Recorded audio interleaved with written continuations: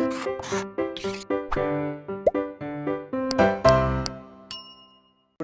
Welcome back to Blueprint Digital. आज की इस वीडियो में हम टेरिडोफाइटा का वर्गीकरण यानी क्लासिफिकेशन ऑफ टेरिडोफाइटा के बारे में पढ़ेंगे। टेरिडोफाइटा का इकोनॉमिक इंपॉर्टेंस यानी कि आर्थिक महत्व के बारे में पढ़ेंगे और मॉस तथा फर्न में अंतर पढ़ेंगे। वीडियो को स्टार्ट करने से पहले हमारे चैनल को सब्सक्राइब करें और बेल आइकन दबाना न भूलें, जिससे हमारे लेटेस्ट वीडियोस की नोटिफिकेशन आपको प्राप्त होती रहे। अब हम आज के टॉपिक पर आते हैं। टेरिडोफाइटा के क्लासिफिकेशन में टेरिडोफाइटा को बेसिकली 4 क्लासेस में विभाजित किया गया है: साइलोप्सिडा, लाइकोप्सिडा, स्फिनोप्सिडा और टेरियोप्सिडा। ये सबसे प्राचीनतम यानी कि एंशिएंट प्लांट है। ये इससे डेवलप हुए और सबसे ज़्यादा डेवलप्ड है फिलिसिनियाई और टेरियोप्सिडा। साइलोप्सिडा एंशिएंट प्लांट है जो ब्रायोफाइटा से विकसित हुए होंगे और इनकी जो प्लांट बॉडी है यानी कि पादपकाय है वो जड़, तना और पत्ती में विभाजित नहीं होता है। चूंकि इनका विकास ब्रायोफाइटा से हुआ होगा तो इसीलिए इनकी जो बॉडी है वो तना यानी कि स्टेम, स्केली लीव्स तथा मूलाभास यानी कि राइजॉइड में बटा होता है। अर्थात इनमें अभी भी रूट का विकास नहीं हुआ है और जो तना है उसके साथ स्केली लीव्स प्रेजेंट है, अर्थात इसमें ट्रू लीव्स भी अभी ढंग से विकसित नहीं हुई है। तना इनमें अंडरग्राउंड होता है, यानी कि इसमें जो पहला सबसे महत्वपूर्ण चेंज आया है वो तने का बनना है, स्टेम का बनना है। लेकिन वो स्टेम जो होता है वो अंडरग्राउंड होता है, मृदा के अंदर होता है, सॉइल के नीचे होता है, ग्राउंड के अंदर होता है। इसीलिए इसको हम राइजोम कहते हैं। एक ऐसा तना जो सॉइल के नीचे होता है, अंडरग्राउंड होता है, हम उसको बोलते हैं राइजोम। राइजोम पर कुछ वायवीय शाखाएं यानी कि एरियल ब्रांचेस प्रेजेंट होती हैं और इन एरियल ब्रांचेस पर ही यानी कि वायवीय शाखाओं पर ही बीजाणुधानी यानी कि स्पोरेंजिया विकसित होती हैं। इसीलिए स्पोरोफिल्स अनुपस्थित होती हैं। ऐसी लीव्स टेरिडोफाइटा में 3 प्रकार की लीव्स हमने पढ़ी है। क्या? स्पोरोफिल्स एक ऐसी लीव जिस पर स्पोरेंजिया यानी कि बीजाणुधानी बनती है, स्पोरोफिल्स कहलाती है। यानी कि स्पोरोफिल को क्या बोलते हैं? बीजाणुधानी पर्ण।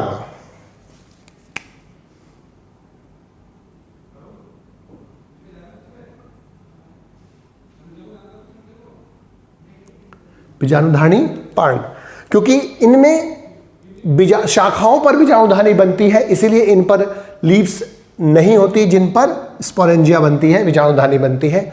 नॉर्मल यानी कि सामान्य प्रकाश संश्लेषी लीव्स ट्रोफोफिल्स कहलाती हैं, जबकि जो स्केली लीव्स होती हैं जो नॉर्मली हरे कलर की नहीं होती, किसी और कलर की होती है, ब्राउन कलर की होती है, सुरक्षात्मक होती हैं, सुरक्षा करती हैं, प्रोटेक्शन देती हैं और प्रकाश संश्लेषण नहीं कर पाती हैं, उन्हें हम क्या बोलते हैं? कैटाफिल्स। तो कैटाफिल्स स्केली लीव्स होती हैं, ट्रोफोफिल्स सामान्य प्रकाश संश्लेषी लीव्स होती हैं, जबकि जिन लीव्स पर स्पोरेंजिया बनते हैं उनमें हम उन्हें क्या बोलते हैं? स्पोरोफिल्स कहते हैं। ट्रोफोफिल्स अनुपस्थित होती है, अर्थात नॉर्मल प्रकाश संश्लेषी लीव्स नहीं होती है। तो सामान्य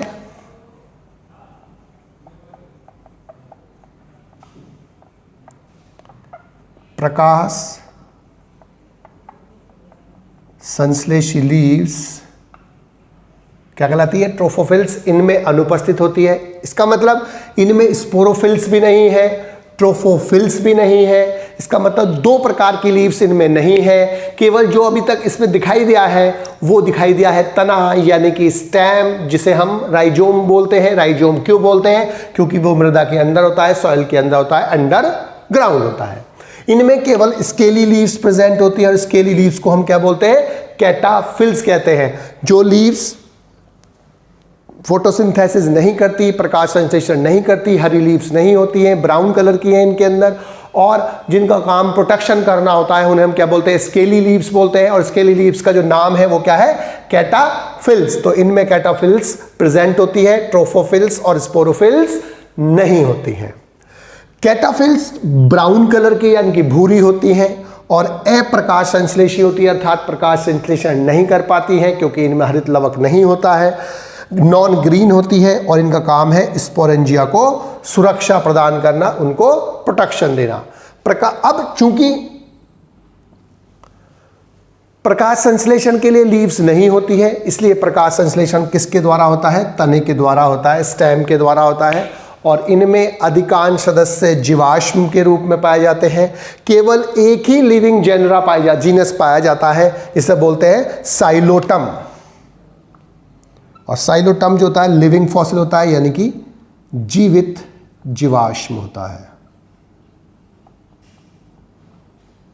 जीवित जीवाश्म यानी कि लिविंग फॉसिल का मतलब क्या होता है कि एक ऐसा ऑर्गेनिज्म जिसके अधिकांश रिलेटिव्स, अधिकांश संबंधी इस विकासीय प्रक्रम के दौरान, करोड़ों वर्ष से जो विकासीय प्रक्रम चलता आ रहा है उसमें वो नष्ट हो गए या किसी और पादपों में या किसी और ऑर्गेनिज्म में विकसित हो गए, और वो अकेला लाखों करोड़ों साल से विदाउट चेंज यानी कि बिना चेंज के या बहुत कम चेंज से आज भी पाया जाता है, आज भी बरकरार है। हम उसे क्या बोलते हैं? लिविंग फॉसिल बोलते हैं, यानी कि जीवित जीवाश्म बोलते हैं। और इसमें साइलोटम, चूंकि ये सबसे प्राचीन टेरिडोफाइट्स है, इसलिए साइलोटम के जो रिलेटिव्स थे, रिश्तेदार थे, वो अब समाप्त हो चुके हैं, अब नहीं पाए जाते। जैसे फॉसिल प्लांट राइनिया है, हॉर्नियोफाइटों ने पहले पाए जाते थे, अब नहीं पाए जाते। लेकिन ये प्लांट, ये जेनरा, ये जेनस आज भी करोड़ों साल से एज इट इज बरकरार है, विदाउट चेंज,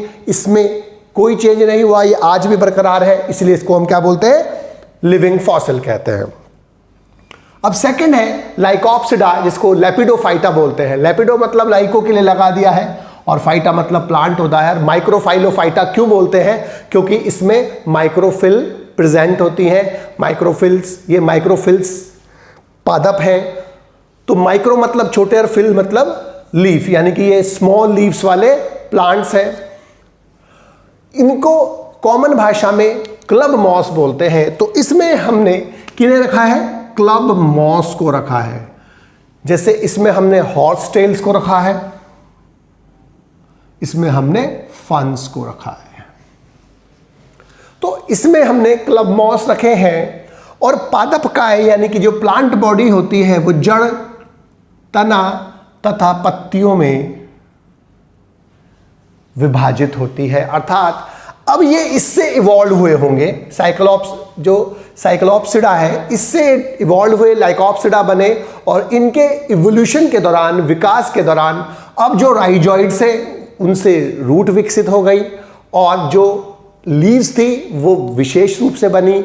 और ये माइक्रोफाइलस लीव्स वाले प्लांट है, अर्थात ये माइक्रोफाइलस प्लांट है। माइक्रोफाइलस का मतलब होता है माइक्रो माने छोटे, फाइलस मतलब लीव। इनमें लीव छोटी, स्टेम बड़ा होता है। लीव्स यूनी नर्व्ड होती है। यूनी माने एक, नर्व्ड मतलब मिड रिब, जो वेन्स होती है, जो जाइलम फ्लोएम युक्त वेन्स होती है, उन लीव्स में केवल एक ही होती है। आगे जो हम पढ़ेंगे वो मल्टी नर्व्ड होगी। तो इसमें लीव्स यूनी नर्व्ड होती हैं। यूनी माने एक, अर्थात इनमें केवल एक मिड रिब ही उपस्थित होती है। स्पोरेंजिया का निर्माण स्पोरोफिल्स पर होता है, अर्थात इनमें ऐसी लीव्स पाई जाती हैं जिन पर स्पोरोफिल्स बनते हैं। और पादप के शीर्ष पर, एपेक्स पर, टॉप पर स्पोरेंजिया का निर्माण समूहों में होता है, ग्रुप्स में होता है। कई सारी जो स्पोरेंजिया होती हैं वो समूहों में उगती हैं, समूह में विकसित होती हैं। और स्पोरेंजिया के इन समूह को हम क्या बोलते हैं? कोन और स्ट्रोबिलस बोलते हैं। इनमें कोन लूज होता है, ढीला, छोटा और प्रकाश संश्लेषी होता है। टेरिडोफाइटा का ये कैरेक्टरिस्टिक फीचर है, विशेष लक्षण है कि इनमें जो स्पोरोफिल्स होते हैं वो प्रकाश संश्लेषी होते हैं। और स्पोरेंजिया यहां पर समूहों में बनती है, तो कोन्स के रूप में बन जाती हैं। जो स्पोरेंजिया का समूह होता है, स्पोरोफिल्स का जो समूह होता है वो क्या कहलाता है? कोन कहलाता है। तो स्पोरेंजिया समूहों में बनती हैं, स्पोरोफिल्स समूहों में बनते हैं, इसलिए इनको हम क्या बोलते हैं? कोन बोलते हैं या स्ट्रोबिलस बोलते हैं। कोन इनमें लूज, छोटा और प्रकाश संश्लेषी होता है। ट्रोफोफिल्स और स्पोरोफिल्स पृथक होती है, अर्थात इनमें ट्रोफोफिल्स भी पाई जाती है, स्पोरोफिल्स भी पाई जाती है, लेकिन कैटाफिल्स नहीं होती है। ट्रोफोफिल्स संपूर्ण वर्ष पाई जाती हैं, पूरे वर्ष पाई जाती है, थ्रू आउट द ईयर पाई जाती हैं, लेकिन स्पोरोफिल्स का निर्माण केवल जनन के समय होता है, जब रिप्रोडक्शन होता है केवल तभी स्पोरोफिल्स विकसित होती है और ट्रोफोफिल्स पूरे वर्ष बरकरार रहती हैं। एग्जाम्पल है लेपिडोडेंड्रॉन, फॉसिल प्लांट है, लाइकोपोडियम कॉमन क्लब मॉस है, इसको टॉनिक के रूप में होम्योपैथिक औषधियों में यूज किया जाता है। इजोएट्स क्विलवॉर्ट है, इसमें सेकेंडरी ग्रोथ उपस्थित होती है, द्वितीयक वृद्धि होती है। और सिलेजिनेला लिटिल क्लब मॉस या स्पाइक मॉस होता है और ये रेसुरेक्शन प्लांट होता है। रेसुरेक्शन का मतलब क्या होता है कि सिलेजिनेला और कुछ अन्य प्लांट्स ऐसे होते हैं कि जब प्रतिकूल परिस्थितियां आती हैं, पानी की कमी होती है, तब ये एक बॉल लाइक स्ट्रक्चर में परिवर्तित हो जाते हैं और ये प्रतिकूल परिस्थितियों को इसी बॉल लाइक संरचना के रूप में पास करते हैं और प्रतिकूल परिस्थितियों को पास करना पेरिनेशन कहलाता है।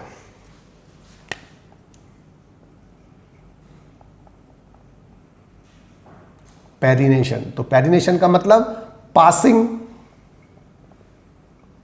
अनफेवरेबल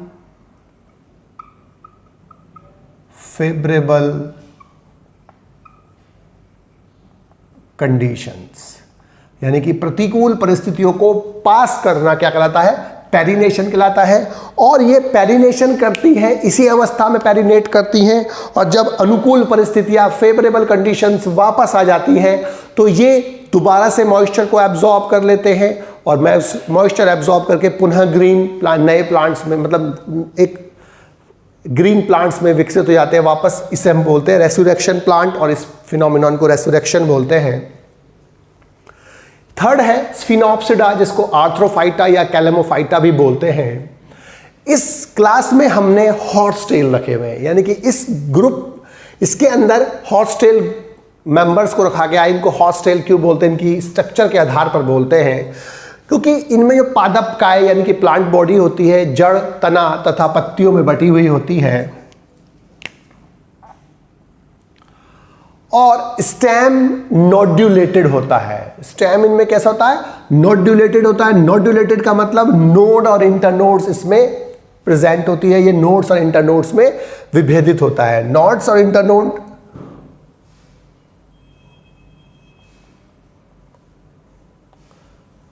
ये नोड होती है और ये इंटरनोड है। इंटर माने बीच में, तो जहां पर दो नोड्स के बीच की डिस्टेंस होती है उसे हम इंटरनोड बोलते हैं। और नोड स्टेम, मेन स्टेम पर, मेन तने पर अथवा स्टेम की ब्रांच पर वह स्थान होता है जहां से लीफ निकलती है, हम उसे नोड बोलते हैं। और दो नोड के बीच के स्थान को हम इंटरनोड बोलते हैं, क्योंकि इंटर माने क्या होता है, बीच में होता है। तो इनमें स्टेम नोड्यूलेटेड होता है, अर्थात नोड और इंटरनोड में विभेदित होता है। नोड्स पर स्केली लीव्स प्रेजेंट होती हैं, अर्थात कैटाफिल्स प्रेजेंट होती हैं। और दूसरी खास बात क्या है, तने और लीव्स की एपिडर्मिस पर, उपत्वचा पर, अधित्वचा पर सिलिका उपस्थित होती है, जिसके कारण ये लीफ रफ हो जाती हैं, मजबूत हो जाती हैं। और जब दो हॉर्स टेल आपस में टकराते हैं तो जंगल में आग का खतरा होता है। जब ये टकराते हैं तो चिंगारी निकल सकती है, जिससे वहां पर आग लग सकती है। तनों पर विशेष शाखाओं पर स्पोरेंजिया का निर्माण होता है, यानी कि स्पोरेंजिया विशेष शाखाओं पर, स्पेशल ब्रांचेस पर बनती है और इन शाखाओं को हम स्पोरेंजियोफोर्स कहते हैं। इन शाखाओं का नाम क्या होता है, स्पोरेंजियोफोर्स कहते हैं। वायवीय तने के शीर्ष पर स्पोरेंजिया समूहों में व्यवस्थित होकर कोन्स बनाती हैं, जो लॉन्ग और कंडेंस्ड होता है। इसमें लूज और छोटा होता है, इसमें लॉन्ग और कंडेंस्ड होता है, फोटोसिंथेटिक टाइप का होता है। और इसके जो एग्जाम्पल है वो इक्विसिटम है और हाइनिया है। टेरिडोप्सिडा यानी कि फिलिसिनिया ही बोलते हैं, ये लार्जेस्ट क्लास है, सबसे ज़्यादा जो सबसे बड़ा ग्रुप है ये इसका। और इसमें हमने फर्न्स रखे हैं, यानी कि इसमें फर्न्स रखे गए हैं और अधिकांश टेरिडोफाइट्स फर्न होते हैं। ये मेगाफाइलस है। मेगाफाइलस का मतलब मेगा माने बड़ी और फाइलस मतलब लीव्स। इनमें लीव्स बड़ी और स्टेम छोटा। और जो बड़ी लीव्स होती है हम उनको बोलते हैं फ्रॉन्स, और जो बड़े स्टेम होते हैं, जो एंजियोस्पर्म और जिम्नोस्पर्म्स में बड़े बड़े स्टेम होते हैं, उनको हम ट्रंक बोलते हैं।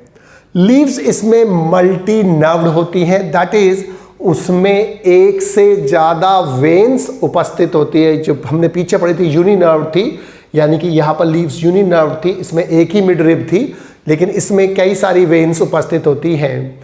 यंग स्टेम यानी कि युवा तने और लीव्स पर बहुकोशिकीय हेयर उपस्थित होते हैं,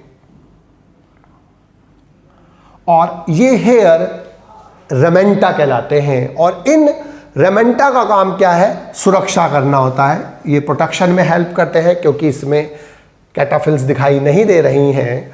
तो ट्रोफोफिल्स और स्पोरोफिल्स में इसमें कोई अंतर नहीं होता है, अर्थात जनन के समय जो प्रत्येक ट्रोफोफिल लीफ थी अब वो स्पोर्स बनाने लगती है, स्पोरेंजिया बनाने लगती है, अर्थात वो अब स्पोरोफिल्स में कन्वर्ट हो जाती है, अर्थात इसमें कोन अनुपस्थित होते हैं, अर्थात हर लीफ पर स्पोरेंजिया बनते हैं। टेरिडियम, टेरिस और ड्रायोप्टेरिस इन्हें ब्रैकन और सन फर्न बोलते हैं। एडियंटम वॉकिंग फर्न और मेडियन हेयर फर्न कहते हैं। इसको ये नाम इसके रिप्रोडक्शन के कारण मिलता है। ये लीफ टिप से रिप्रोडक्शन करता है। इसकी लीफ टिप जहाँ भी सॉइल में गिर जाती है, सॉइल के संपर्क में आती है, एक नया प्लांट डेवलप करती है, और इसीलिए इसको ये नाम दिया गया है। और ये फास्ट रिप्रोडक्शन करके बहुत तेज़ी से ग्रो करता है। अजोला एक जलीय फर्न है, एक्वाटिक फर्न है, जो सबसे छोटा टाइडोफाइटा है, और इसे बायो फर्टिलाइजर्स की तरह यूज़ करते हैं। इसमें cyanobacteria, nostoc, Anabaena etcetera present होते हैं, जिसके कारण ये चावल यानी कि धान की जो खेती होती है उसमें जो ग्रोथ होती है उनकी, इनका जो प्रोडक्शन होता है वो 50% तक बढ़ा देता है। इसलिए इसको बायो फर्टिलाइजर्स की तरह यूज़ करते हैं। बायो फर्टिलाइजर का मतलब क्या है? जब कोई लिविंग ऑर्गेनिज्म फर्टिलाइजर की तरह यूज़ किया जाता है फसलों के उत्पादन को बढ़ाने के लिए, तब हम उसे क्या बोलते हैं? बायो फर्टिलाइजर्स कहते हैं। और जो एल्सोफिला है वो ट्री फर्न है, ये लार्जेस्ट और टॉलेस्ट टेरिडोफाइटा है। तो इनमें जो हमने सबसे प्रमुख अंतर पढ़ा वो बेसिकली हम लीफ में देखते हैं अंतर, कि इसमें लीफ में ट्रोफोफिल अनुपस्थित थी, स्पोरोफिल्स अनुपस्थित थी, केवल कैटाफिल्स थी। इसमें देखेंगे हम, इसमें लीव्स जो होती हैं वो माइक्रोफाइलस है, अर्थात वो फोटोसिंथेटिक लीव्स है, यानी कि ट्रोफोफिल्स प्रेजेंट होती हैं। पादप सीड्स पर स्पोरेंजिया का निर्माण होता है, स्पोरेंजिया कोन बनाती हैं, और कोन्स जो होते हैं वो छोटे और प्रकाश संश्लेषी होते हैं। ट्रोफोफिल्स और स्पोरोफिल्स यहाँ पर पृथक होती हैं, अर्थात ट्रोफोफिल्स पूरे वर्ष पाई जाती है, स्पोरोफिल्स केवल जनन के समय पाई जाती है। अर्थात यहाँ पर केवल कैटाफिल्स है, यहाँ पर ट्रोफोफिल्स और स्पोरोफिल्स दोनों पाई जा रही है, लेकिन कैटाफिल्स नहीं होती है। यहाँ पर जो स्पोरेंजिया होते हैं वो तने की विशेष शाखाओं पर बनते हैं। इन शाखाओं को स्पोरेंजियोफोर्स बोलते हैं, अर्थात यहाँ पर स्पोरेंजियोफोर्स आपको स्पोरोफिल्स दिखाई नहीं दे रही हैं, स्पोरेंजियोफोर्स होते हैं। और मेन प्लांट बॉडी जड़, तना और पत्तियों में विभेदित है। इसका मतलब नॉर्मल फोटोसिंथेटिक लीव है, वो कैसी कहलाती है? ट्रोफोफिल्स कहलाती है, अर्थात इसमें ट्रोफोफिल्स होते हैं। यहाँ पर ट्रोफोफिल्स और स्पोरोफिल्स में कोई अंतर नहीं होता। जनन के समय, नॉर्मल समय में सारी लीव्स फोटोसिंथेटिक होती है, ट्रोफोफिल्स कहलाती हैं, लेकिन जब जनन का समय आता है तब यहाँ पर ट्रोफोफिल्स जो होती है वो स्पोरोफिल्स में कन्वर्ट हो जाती हैं। तो यहाँ पर ट्रोफोफिल्स और स्पोरोफिल्स में कोई अंतर नहीं है। कैटाफिल्स इसमें दिखाई नहीं दे रही है, इसमें केवल कैटाफिल्स दिखाई देती है।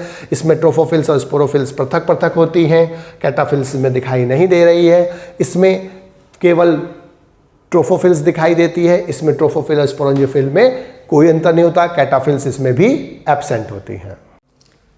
टेरिडोफाइटा का आर्थिक महत्व यानी कि इकोनॉमिक इंपॉर्टेंस ऑफ टेरिडोफाइटा और ब्रायोफाइटा तथा टेरिडोफाइटा में समानताएं और असमानताएं के बारे में पढ़ेंगे। टेरिडोफाइटा में पहला महत्व इसका ऑर्नामेंटल प्लांट के रूप में यूज़ होना, अर्थात सजावट के लिए यूज़ होना होता है।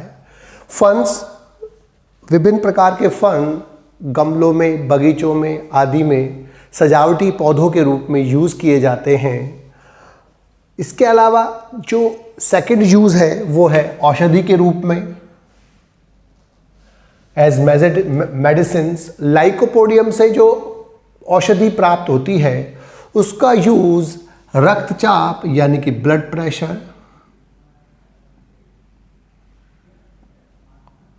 गठिया यानी कि रूमेटिक डिजीजेस जो होती हैं, लंग्स की डिजीज, फेफड़ों की एवं किडनी यानी गुर्दों की जो डिजीज है उसके उपचार में किया जाता है।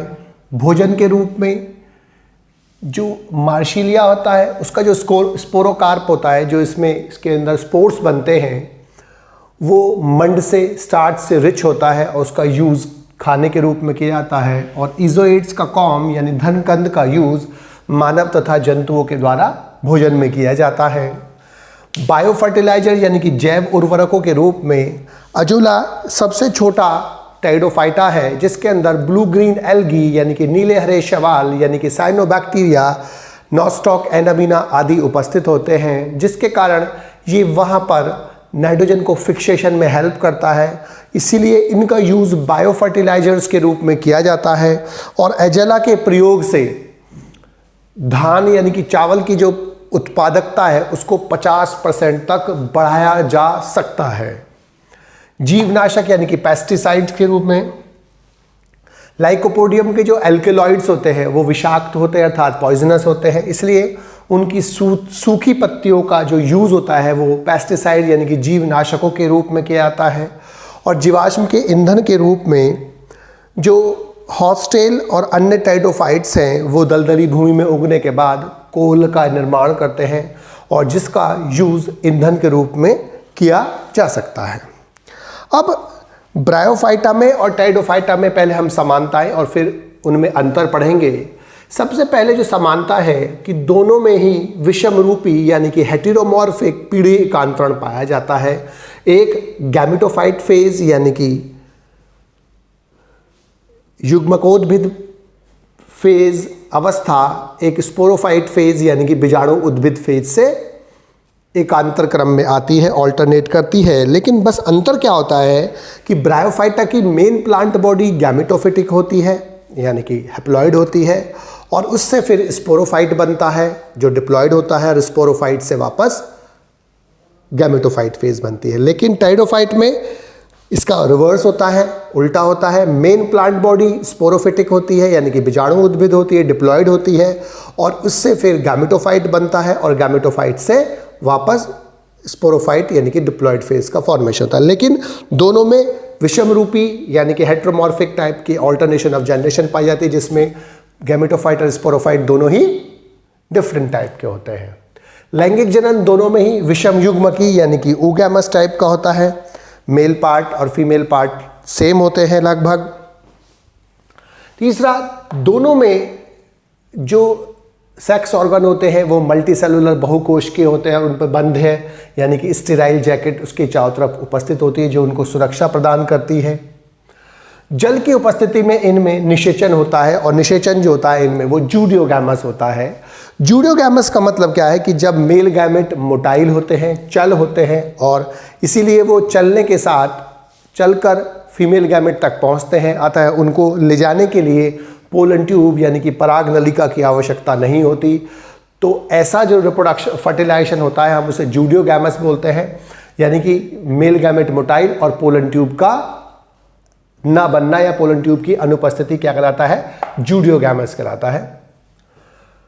और भ्रूण का विकास, दोनों में ही भ्रूण का विकास होता है और भ्रूण से आगे डेवलपमेंट होता है यानी कि डेवलपमेंट के दौरान एम्ब्रियो या भ्रूण का विकास होता है। अब अंदर जो सबसे पहला अंतर है ब्रायोफाइटा में और टेरिडोफाइटा में कि ब्रायोफाइटा का जो मुख्य पादप काय है यानी कि जो मेन प्लांट बॉडी है वो गैमेटोफिटिक होती है यानी कि युग्मकोद्भिद होती है यानी कि हैप्लॉइड होती है, एन होती है। जबकि टेरिडोफाइटा का जो मुख्य पादप काय होता है वो बीजाणु उद्भिद होता है यानी कि वो डिप्लॉइड होता है। दूसरा, ब्रायोफाइटा का जो पादप काय है वो थैलॉइड होता है। थैलॉइड का मतलब क्या होता है, थैलासाब बोलते हैं इसको। थैलासाब का मतलब क्या है कि जब प्लांट बॉडी को हम वास्तविक जड़, तना और पत्तियों में विभाजित नहीं कर पाते हैं, तब हम उसे बोलते हैं थैलॉइड बोलते हैं। तो इनमें थैलॉइड बॉडी होती है सामान्यतः, जो जड़, तना और पत्तियों में विभाजित नहीं होती। जबकि टेरिडोफाइटा में जो पादप काय होता है वो कार्मोफाइट होता है और वो जड़, तना और पत्तियों में, लीव्स में विभाजित होता है। ब्रायोफाइटा में संवहन ऊतक कभी नहीं पाए जाते, जबकि टेरिडोफाइट्स में पहले ऐसे प्लांट्स हैं टेरिडोफाइट जिसमें संवहन ऊतक यानी कि जाइलम और फ्लोएम विकसित हुए हैं। ब्रायोफाइटा सदैव समबीजाणुक होते हैं, अर्थात होमोस्पोरस होते हैं, यानी कि एक ही प्रकार के स्पोर्स उत्पन्न करते हैं। लेकिन अधिकांश टेरिडोफाइट्स समबीजाणुक यानी कि होमोस्पोरस तो होते हैं, लेकिन टेरिडोफाइटा की लगभग 9 जेनरा हेट्रोस्पोरस होती है, विषम बीजाणुक होती है और वो 2 प्रकार के स्पोर्स उत्पन्न करती है।